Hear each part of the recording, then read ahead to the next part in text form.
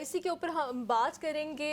और जैसा कि आपको पता है अहमद के फ़ख्र ज़मान जो है ना वो फ़ख्र पाकिस्तान है क्रिकेट में। इसी तरह से पाकिस्तान के ना बहुत सारे फ़ख्र हैं जो पूरी दुनिया में डिफरेंट फील्ड्स में काम कर रहे हैं। इसी तरह से एक और हमारे फ़ख्र पाकिस्तान है, स्पेशली आपको तो उन पर ज़्यादा प्राउड होना चाहिए, ब्रिटिश पाकिस्तानी आतिफ नवाज़ जो कि बेस्ट कमेंटेटर हैं, बेस्ट ब्रॉडकास्टर हैं और पूरी दुनिया में और दुनियाई क्रिकेट में पाकिस्तान का नाम रोशन कर रहे हैं और हमारे बड़े फेवरेट हैं। उन्होंने हमें ज्वाइन कर लिया। ना सिर्फ हमारे फेवरेट, वो इस्लाम चैनल उर्दू के प्लेटफॉर्म से भी नाजरीन के साथ मुखातिब हो चुके हैं।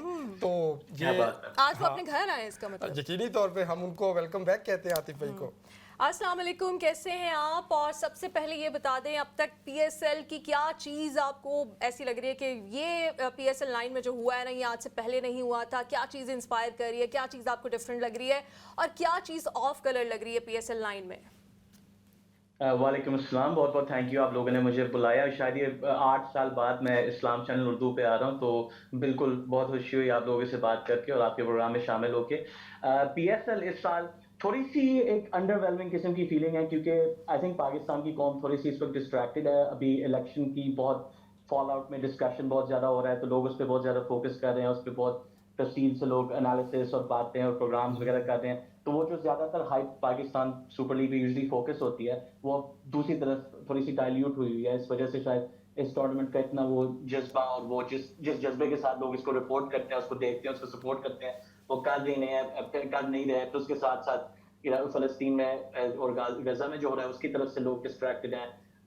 पीसीबी के एक तो डिसीजंस भी काफी प्रॉब्लमैटिक किस्म की भी साबित हुए हैं रिसेंटली, तो उसके हवाले से शायद लोगों का एंथुसियाज्म थोड़ा डल रहा हुआ है। लेकिन क्रिकेट जो एक्चुअल मिडिल में जो हो रहा है that's still of a very high standard, तो वो लोग जो देख रहे हैं वो तो बहुत पसंद कर रहे हैं। यकीनन। अच्छा आतिफ, मैचेस के ऊपर भी बात करेंगे, इसकी जो मुख्तलिफ टीम्स की स्ट्रेंथ है, उनकी वीकनेसेस है, उस पर पीसीबी का आपने हवाला दिया।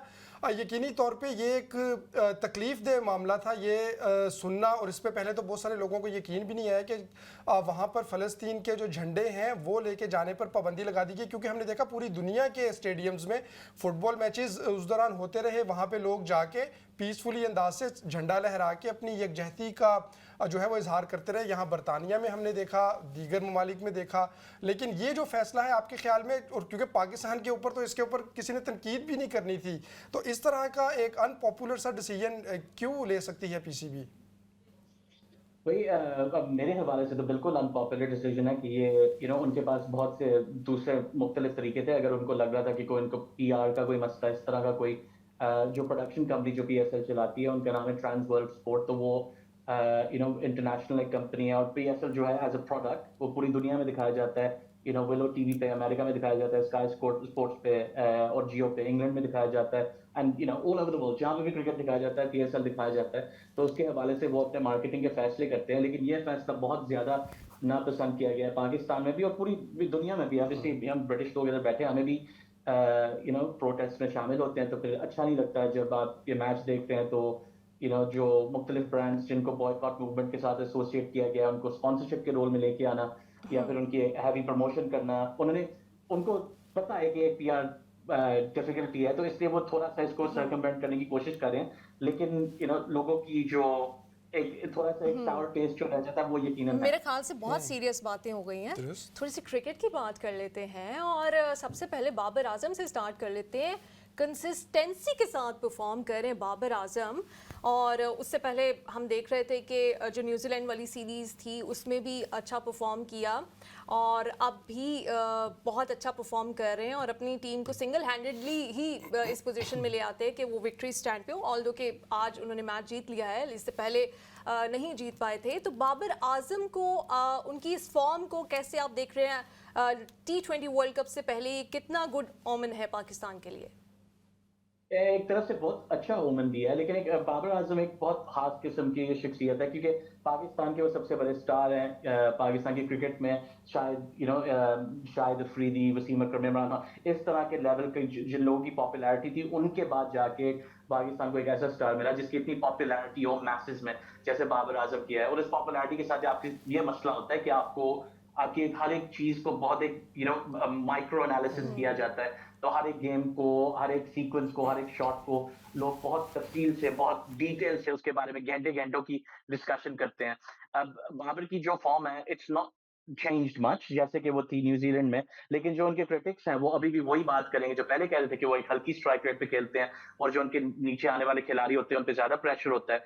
अब वो जो उनके सपोर्टर्स हैं वो कहेंगे कि नहीं, वो टीम को खड़ा करते हैं, एक एंकर रोल प्ले करते हैं, एक स्टेडी रोल प्ले करते हैं, जो उन्होंने 2-3 में से 2 बार कर चुके हैं इस पीएसएल में ऑलरेडी। और जो उनके इर्द-गिर्द जो यंग खिलाड़ी हैं, जैसे कि जो अटैकिंग खिलाड़ी हैं, जैसे कि हसीबुल्लाह, मोहम्मद हारिस, साइम अय्यूब, इन लोगों को वो थोड़ी अग्रेसिव स्ट्राइक रेट पे खेलना लेकिन चाहिए। इनकी लेकिन कंसिस्टेंट परफॉर्मेंस नहीं आ रही। अगर साइम या आप हारिस की आपने बात की, एक मैच में परफॉर्म करते, इवन ख्वाजा नाफे को भी एक मैच के बाद सबने डेफिनेटली उनकी तारीफ करनी चाहिए थी, लेकिन एक मैच के बाद ही उनको सुपरमैन बना दिया गया और बना दिया गया फ्यूचर है, पाकिस्तान का फ्यूचर है, लेकिन एक मैच के बाद ही आप बाबर और रिजवान की रिप्लेसमेंट जो ढूंढना शुरू हो जाते हैं। इतना कंसिस्टेंसी के साथ तो कोई भी परफॉर्म नहीं कर रहा जितना कंसिस्टेंसी के साथ बाबर और रिजवान परफॉर्म कर रहे हैं। जी, बिल्कुल नीलम। अब एक चीज़ इधर समझने वाली है, जो रोल्स होते हैं क्रिकेटर के, ठीक है?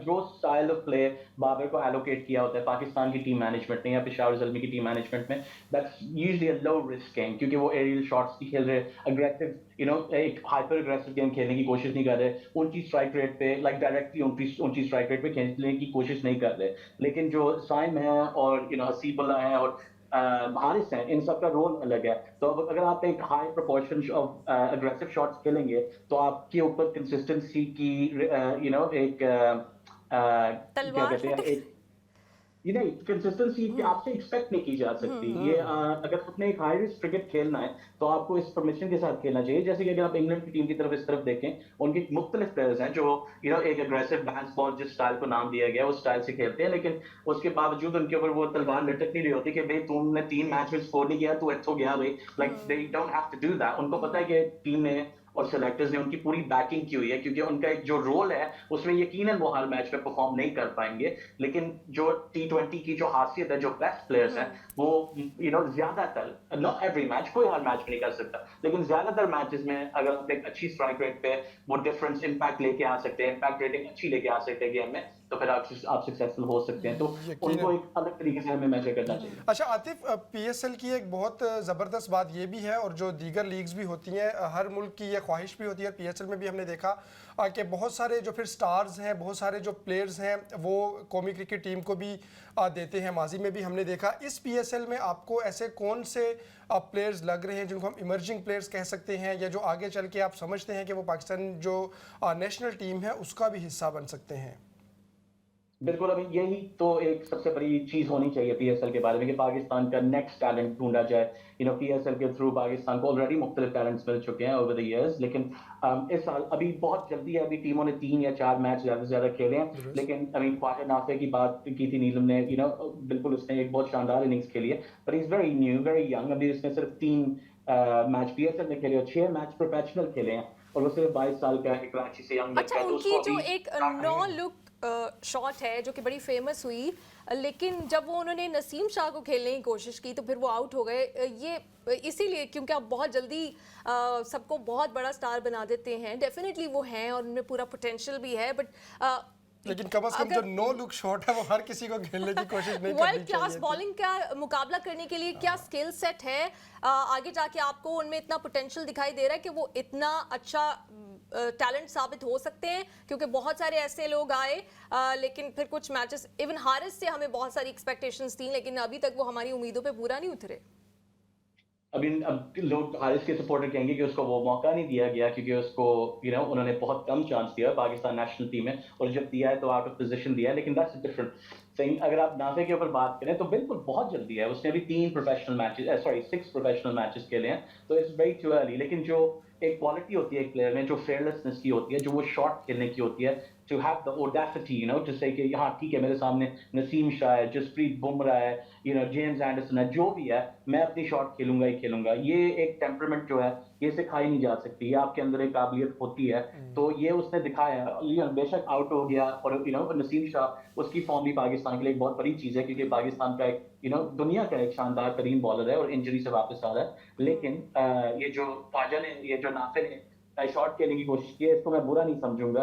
अभी एक इंग्लैंड में डिबेट चल रही थी जो रूट के ऊपर, क्योंकि वो पिछले टेस्ट मैच में इंडिया के खिलाफ स्कूप शॉट खेलते हुए आउट हुए थे, तो पूरी इंग्लिश मीडिया उनके ऊपर टूट पड़ी कि क्यों, क्या जरूरत है, इतने शानदार खिलाड़ी हो, टेस्ट मैच खेल रहे हो, ये स्कूप खेलने की क्या जरूरत है। तो उसने अब अगले मैच में आके अपनी फुल क्लास दिखाई कि देखो मुझे सारे शॉट खेलने आते हैं। अब एक हद तक आप प्लेयर को गाइड कर सकते हैं, इज वेरी न्यू, अगर उसको अच्छी गाइडेंस मिले, अच्छी कोचिंग मिले और वो सही तरह से अपने करियर को डेवलप कर सके। अच्छा, तो एक और मैंने आपसे क्वेश्चन पूछना था, आप क्योंकि हमेशा टेस्ट क्रिकेट को बहुत सपोर्ट करते हैं, पाकिस्तान में हारिस रऊफ ने टेस्ट क्रिकेट खेलने से, या अभी कम से कम जो टेस्ट सीरीज होने जा रही थी उसके लिए रिफ्यूज़ किया और उसके बाद फिर उनका सेंट्रल कॉन्ट्रैक्ट ही ख़त्म हो गया है।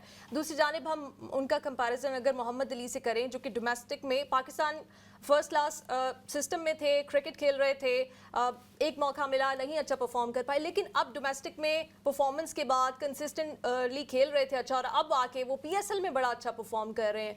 तो टेस्ट क्रिकेट कितनी अहम है, और हारिस रऊफ का फ्यूचर आप कैसा देख रहे हैं कि अगर टेस्ट क्रिकेट वो नहीं खेलना चाहते तो क्या हम उनसे एक्सपेक्ट कर सकते हैं? और इनकी अगर एजेस देखी जाए तो आई थिंक दोनों की एज भी सेम ही है, हारिस और मोहम्मद अली की।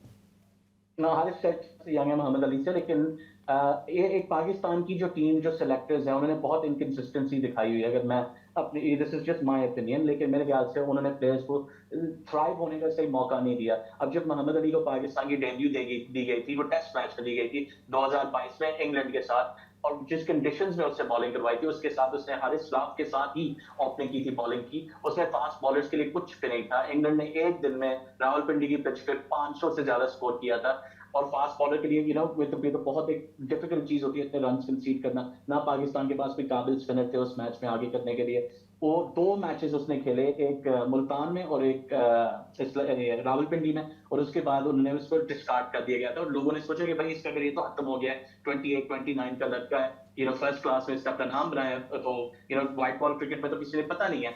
अब ये मुल्तान की जो पीडीपी है, उनकी प्लेयर डेवलपमेंट प्रोग्राम है, जो उनके जो स्काउट्स हैं, उनकी तारीफ करनी चाहिए, क्योंकि उन्होंने इस प्लेयर को ढूंढा, इसकी पोटेंशियल देखी। जो उनकी कोच भी है, fast bowling coach Cath Dalton, जो इंग्लैंड से एक खवातीन जो उधर गई हैं, जो उनकी कोच है, उन्होंने बहुत उसकी एक कॉन्फिडेंस बढ़ाई है, उसकी काबिलियत पे उन्होंने उसकी टैक्टिकली उसकी काबिलियत को शार्प किया है। तो जब वो जाके बॉलिंग कर रहा है, एक कॉन्फिडेंस से कर रहा है, बहुत कंसिस्टेंसी से कर रहा है, और इसलिए इस वक्त उसने इस टूर्नामेंट में सबसे ज्यादा विकेट ली हुई है। आई मीन, हो सकता है कि उसकी कहानी में वो चैप्टर्स लिखे हों, क्योंकि 2 साल पहले तो सबने सोचा था कि this is the end of Mohammad Ali, इसका तो कभी फिर से नाम सुनने में नहीं आएगा, लेकिन उसने जो परफॉर्मेंस अभी तक दी है, hopefully he gets a shot at the big time. यकीनी तौर पे। अच्छा, आतिफ, सरफराज के हवाले से आप कैसा देखते हैं? उनको कोयटा की कप्तानी से भी हटा दिया गया, लेकिन अभी तक वो अपनी परफॉर्मेंस देते हुए नज़र नहीं आ रहे, और जितने भी उन्होंने मैचेस खेले हैं, क्योंकि ये भी एक डिबेट चलती रही थी कि जी सरफराज को कौमी टीम का हिस्सा होना चाहिए, और बहुत सारे लोग उसके हक में भी थे, फेवर में भी थे, लेकिन अभी आप देखते हैं उनकी परफॉर्मेंस देखते हुए, उनकी जिस तरह की हम कह सकते हैं इस वक्त उनकी फिटनेस लेवल है कि वो जो पाकिस्तान की कौमी क्रिकेट टीम का मजीद हिस्सा हो सकते हैं सरफराज। आई थिंक इस वक्त नेशनल टीम के लिए बहुत मुश्किल है सैफी के लिए, क्योंकि वो उसकी जो रेड बॉल फॉर्म थी उसकी वजह से उसको टेस्ट टीम में पिछले साल लेके आया गया था मोहम्मद रिजवान की जगह पे फॉर 2 मैचेस। उसने बहुत अच्छी परफॉर्मेंस भी दी थी बैट के साथ उन टेस्ट मैचेस में, लेकिन जब आप फॉर्मेट टू फॉर्मेट जाते हैं तो आपकी परफॉर्मेंस बिल्कुल एक ऑडिशन की तरह। मैं आपको क्या बताऊं, आजकल का क्रिकेट बिल्कुल एक्टिंग की तरह है। आप जाके आपको एक मौका मिलता है ऑडिशन देने के लिए, अगर आपको डायरेक्टर पसंद कर लिया, आप सिलेक्ट किए जाते हैं। अब आजकल भी यही सीन है क्रिकेट में, आपके पास 2-3 मैच है, इसमें दिखा दे भाई। अगर नहीं दिखा सकता तो लोगों ने भूल जाने के 10 साल पहले क्या किया था। अब सैफी अभी हमारे मुल्क का शानदार तरीन कैप्टन रहा है, हमें चैंपियंस ट्रॉफी जिताई है, बहुत रिस्पेक्ट है, बहुत इज्जत है, बहुत अकॉम्प्लिशमेंट, बहुत अचीवमेंट है उसके पीछे, लेकिन उसके बावजूद उसकी करंट फॉर्म में एक उसका लास्ट टाइम नेशनल टीम में तो नहीं आ रहा। बहरहाल मैं तो यकीनन प्रेडिक्शन दूंगा कि वो एट सम पॉइंट क्वेटा के लिए परफॉर्मेंस अच्छी देंगे। अभी तो वो जीत रहे हैं, क्वेटा ने 3 के 3 मैच जीते हैं, तो लेकिन कोयटा इस बार वैसे तो हमेशा एज अ टीम ही नई कोयटा लग रही है नए कैप्टन के बाद। तो आपको लग रहा है कि इस बार वो जो ना हो पाया आज तक वो हो जाएगा, PSL 9 में कोयटा कर दिखाएगी, कर सकती है? अभी कुछ कह नहीं सकते, इट्स स्टिल वेरी अर्ली क्योंकि अभी देखिए लाहौर ने 3 out of 3 मैचेस हारे हैं, जो मेरे लिए मुश्किल है क्योंकि मैं लाहौर से मेरा ताल्लुक है। लेकिन जब उन्होंने 3 से 3 मैच जीते, उसके बावजूद उनको पता है उनके 7 मैच अभी पड़े हैं, you don't need to win all 7, आप 5 या 4 भी जीत के प्लेऑफ्स तक पहुंच सकते हैं, आगे पहुंच सकते हैं, और फिर नॉकआउट गेम में कुछ भी हो सकता है। यही क्रिकेट की, T20 क्रिकेट की, इन लीग्स की एक खासियत है कि आपकी बहुत अच्छी परफॉर्मेंस रह सकती है। मुल्तान को देखे जो एक सीजन में अनबीटन रहे थे, फिर एंड में जाके वो बेचारे जो मेन क्रूशियल मैच था हार गए थे। तो ये क्वेटा की टीम बहुत प्रॉमिसिंग है, 3 मैचेस इकट्ठे जीता तो भी बहुत प्रॉमिसिंग है, और उनके प्लेयर्स भी जैसे आपने बताया उन्होंने एक दो बहुत बोल्ड फैसले लिए हैं। सैफी भाई से कैप्टनसी लेके, उनको मैं भाई कह रहा हूँ, उनकी उम्र मुझसे छोटी है, सैफी की से कैप्टनसी लेके रायली रूसो को आगे करना एक बहुत बोल्ड मूव था, लेकिन अभी तक कामयाब साबित हो रहा है, तो देखते हैं। लेकिन the star is very good. यकीन तौर पे। अच्छा आतिफ, शाहीन की कैप्टनसी के हवाले से भी बात करें, चूंकि लाहौर बिलाशुबा हार तो रही है और सबसे ज़्यादा जिम्मेदारी जो है वो तो ड्राइवर पर ही आती है। तो शाहीन जो है वो पाकिस्तान क्रिकेट टीम जो कौमी क्रिकेट टीम है उसके भी कैप्टन है। तो इस हवाले से बताइएगा कि वो ये जो तमाम परफॉर्मेंस है उनकी कैप्टनसी में भी इसका कुछ असर पड़ेगा, और फिर चूंकि लाहौर जिस तरह से बिल्कुल परफॉर्म नहीं कर पा रहा, आगे क्या चांसेस देखते हैं आप लाहौर के?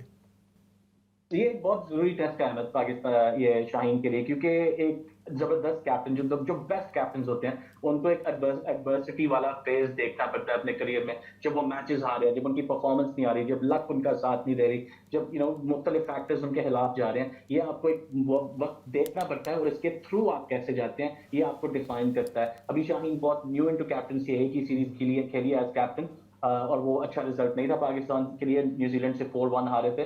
लेकिन अब इस PSL में भी थोड़ा सा प्रेशर होता है, क्योंकि इतनी ज्यादा कवरेज होती है। अब थोड़ा सा उसके हाथ में ये जाएगा कि थोड़ा सा पाकिस्तान की प्रेस डिस्ट्रैक्टेड है इलेक्शन में, और दूसरी लीग्स का भी थोड़ा सा फटीग है, क्योंकि अभी ऐसे T20 खत्म हुई है, IL T20 खत्म हुई है, टेस्ट मैच चल रहा है, हम IPL होने को इतना तैयार है। डिस्ट्रैक्टेड नहीं है कि हम शाहीन को इग्नोर कर दें। शाहीन पे तो लेकिन हमने उसके फेवर में जा रहा है। जो क्रिटिक्स होते हैं वो ज्यादातर फोकस वो अब इस वक्त हमारे पाकिस्तानी सियासत के अंदर इतना माहौल है सैटायर के लिए कि वो शाहीन की तरफ आ नहीं रहे। लेकिन अभी जो 3 मैचेस उसमें खेले हैं, उसकी पर्सनल परफॉर्मेंस में थोड़ी सी इंप्रूवमेंट्स आई हैं। उसकी पेस के ऊपर बहुत सी डिस्कशन होती थी, उसको भी उसने एक इंटरव्यू में क्लैरिफाई किया है कि मुझे पता है कि मैंने किस वक्त अपनी फास्टेस्ट बॉल देनी होती है। T20 गेम में वेरिएबिलिटी जरूरत होती है, कभी आपको स्लोअर बॉल मारनी है, स्लोअर बॉल बाउंसर मारना है, फुल लेंथ, शॉर्टर लेंथ, उसको पता है। उसने जितनी T20 इतनी छोटी सी उम्र में, 23 साल की उम्र में खेल दी है, वो काफी लोगों ने पूरी करियर में नहीं खेली होती। तो he knows best, it's all about the mentality now. अपने आप को उसकी ज़हनी स्ट्रेंथ सही रहेगी तो फिर वो आगे बढ़ सकता है। लेकिन ये उसके लिए यकीनन एक मुश्किल टेस्ट होगा। हालांकि उसने भी यही बात की थी, अभी 7 मैच रह गए हैं, हमें यकीन है कि इन 7 मैचों को जीत सकते हैं। क्रिकेट बस एक फॉर्म का खेल है, मैचअप्स का खेल है, प्लेयर तो सबके पास। अच्छा, एक और क्वेश्चन के पाकिस्तान की ओपनिंग जोड़ी का मसला क्या हल हो गया है? क्योंकि ओपनर्स तो बहुत सारे दिखाई दे रहे हैं। सेकेंडली, अगर आपको पाकिस्तान के T20 वर्ल्ड कप के लिए स्क्वाड में 5 फास्ट बॉलर्स सेलेक्ट करने हों, तो वो कौन से होंगे जो आप चाहेंगे कि आगे जाएं T20 वर्ल्ड कप के लिए, ये जो अभी PSL हो रहा है इसको देखते हुए? ये बहुत मुश्किल सवाल है नीलम, आपने पूछा है, लेकिन मैं कोशिश करता हूँ। पहले तो जब मसला है पाकिस्तान की ओपनिंग का, ये मसला है, मैं आपको ऐसे कैसे बता सकता हूँ। आप दोनों को लाहौर का पता है, तो आपको पता होगा लाहौर में एक बहुत मशहूर रेस्टोरेंट हुआ करता था MM आलम रोड पे, उसका नाम था विलेज।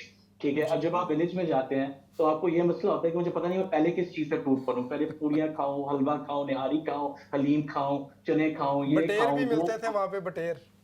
पटेल भी मिलते हैं। अब इस वक्त पाकिस्तान के जो ओपनर्स हैं वो इसी दावत की तरह आपके पास बहुत सी ऑप्शंस हैं। आपको पता नहीं कि किस चीज को आप किस चीज की पेयरिंग करें, क्योंकि जब सबको पता है पूरी के साथ तो हलवा जाता है, लेकिन चने भी जा सकते हैं, आलू भी जा सकते हैं, ये मुख्तलिफ चीजें जा सकती ये हैं। आप किसको आलू कह रहे हैं प्लीज? ये आलू आपको पता है ना कि माइंड कर जाते हैं हमारे प्लेयर्स। ये एक ऐसी टर्मिनोलॉजी है जो कि बदनामी जमाना है।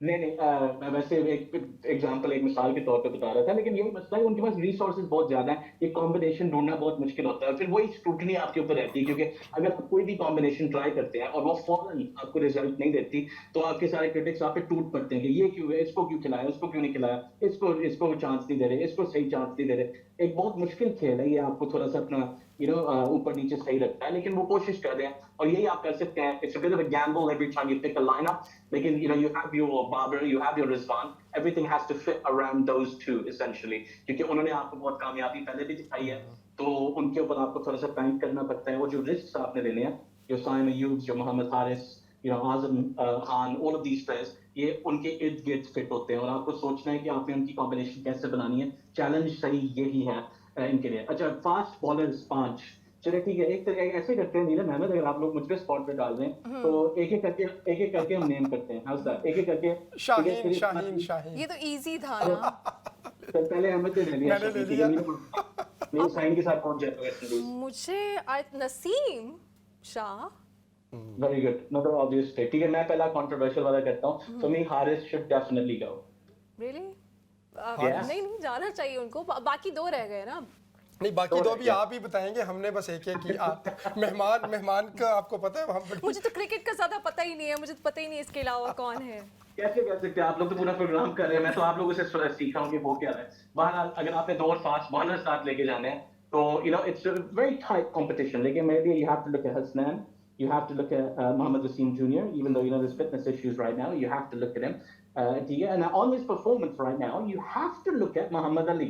Like इतनी शानदार बॉलिंग वो दे रहा है। इस टूर्नामेंट से पहले मैंने अपना बताया था अब्बास अफरीदी, जिसने न्यूजीलैंड में भी पाकिस्तान की तरफ से खेला था, वो भी बहुत एक प्रॉमिसिंग प्लेयर है। अब आपको थोड़ी सी मुश्किल, जमान भी बिल्कुल, अभी जमान भी है, इरशाद भी है। अब इन दोनों के बारे में आपको सोचना है क्योंकि सिमिलर स्टाइल से वो दोनों बॉलिंग देते हैं। वो स्लिंगी स्टाइल जो लसित मलिंगा ने पॉपुलराइज करवाया था, तो और इस वक्त श्रीलंका के एक प्लेयर है पति राणा, जो एक बहुत शानदार तरीके से ये इस अंदाज से बॉलिंग देते हैं। तो अगर आप ये यू नो आपको चूज करना है कि इन दोनों में से कौन आपको बेहतर परफॉर्मेंस देगा, इस वक्त फेवर जमान की है। लेकिन अगर आप उसको वेस्ट इंडीज में लेके जाते हैं, और हालांकि ये भी बात सोचने वाली है कि पाकिस्तान के ज्यादातर मैच वेस्ट इंडीज में है ही नहीं, वो तो अमेरिका में खेल रहे हैं ज्यादातर मैच।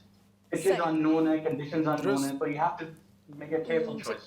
बहुत शुक्रिया आतिफ आपके वक्त का, और जैसे कि हमने कहा कि एक क्रिकेट कमेंट्री की दुनिया के फखरे पाकिस्तान हमारे साथ सिर्फ कमेंट्री नहीं, जितनी ग्रिप है उनकी गेम के ऊपर, वो जो टीम कॉम्बिनेशन कैसा होना चाहिए, किस कंडीशन में किसको लेके जाना है, तो आतिफ भाई तो पूरी एक डिक्शनरी हम कह सकते हैं क्रिकेट की।